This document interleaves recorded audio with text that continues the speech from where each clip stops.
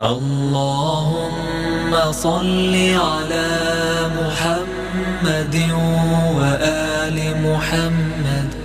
دنیا کی تاریخ گواہ ہے کہ کوئی ریاست طاقت کے زور پر زیادہ دیر قائم نہیں رہتی، لیکن جہاں عدل اور انصاف کا نظام مضبوط ہو وہاں امن و سکون بھی ہوتا ہے اور خوشحالی بھی۔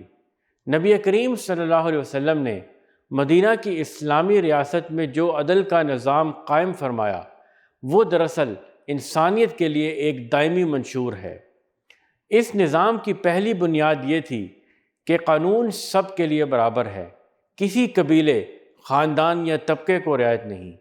امیر اور غریب، مسلمان اور غیر مسلم، سب کو انصاف تک یکساں رسائی حاصل تھی۔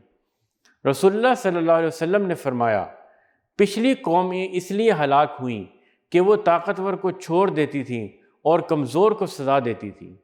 یوں عدل کا پہلا اصول یہ طے پایا کہ انصاف کے ترازو میں سب برابر ہیں۔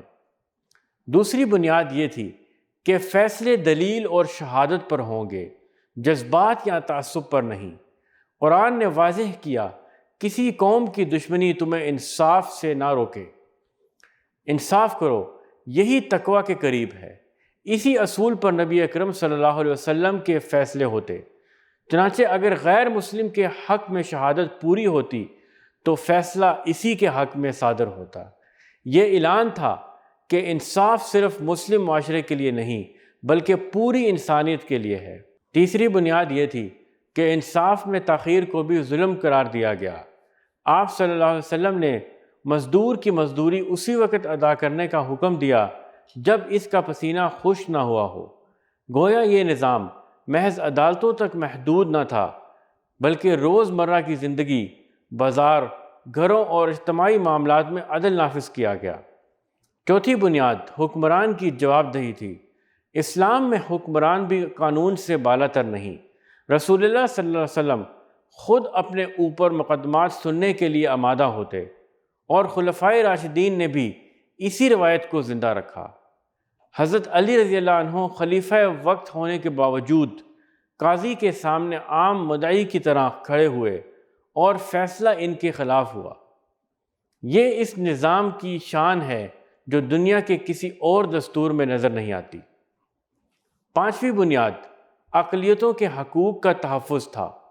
مدینہ کے میثاق میں یہ اصول لکھ دیا گیا کہ یہودی، عیسائی اور دیگر قبائل اپنے معاملات میں آزاد ہوں گے، لیکن ظلم اور ناانصافی کسی کے ساتھ نہ ہوگی۔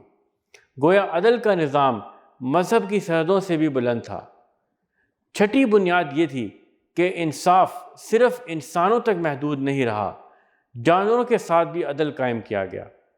پرندوں کو کھیل کے لیے مارنے سے منع کیا گیا۔ یہ اس بات کی علامت ہے کہ اسلامی عدل ہر کمزور اور بے زبان مخلوق کو بھی اپنی چھاؤں میں لیتا ہے۔ ساتویں بنیاد یہ تھی کہ عدل محض سزا دینے کا نام نہیں بلکہ حقدار کو اس کا حق پہنچانے کا نام ہے۔ اسی لیے نبی اکرم صلی اللہ علیہ وسلم نے یتیموں کے مال کے تحفظ کو لازم قرار دیا، بیویوں اور بچوں کے ساتھ مساوات کی تعلیم دی اور فرمایا، جو انصاف کرے گا وہ قیامت کے دن اللہ کے عرش کے سائے میں ہوگا۔